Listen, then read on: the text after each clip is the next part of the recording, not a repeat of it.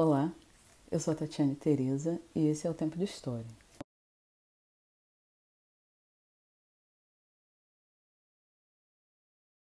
Próximo tema, crise de 1929.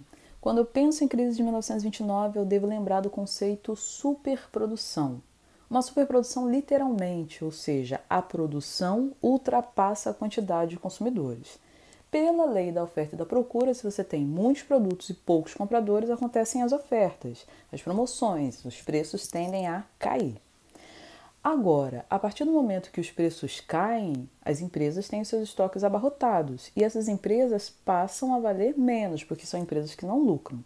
E a partir do momento que essas empresas elas lucram menos e valem menos, os preços das ações dessas empresas também despencam.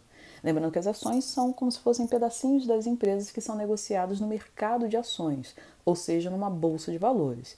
E quando as ações de várias empresas caem ao mesmo tempo, é quando aconteceu a quebra, o crash, o crack da Bolsa de Valores de Nova York, no dia chamado de Quinta-feira Negra.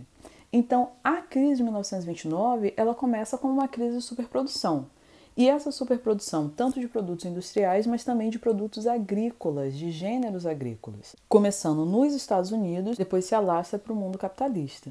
E um outro conceito que também é muito importante quando a gente pensa em crise de 1929 é Grande Depressão. Porque a crise começa em 29, mas ela não se resolve em 29. Ela se arrasta pela década de 30. Então a década de 30 é a década da Grande Depressão. E depressão aqui não no sentido psicológico, de melancolia, da pessoa estar deprimida. Não que não houvesse depressão nesse sentido, mas depressão no sentido de uma queda na economia. Pensando num gráfico econômico, a economia norte-americana, nos anos felizes, nos anos 20, vinha crescendo.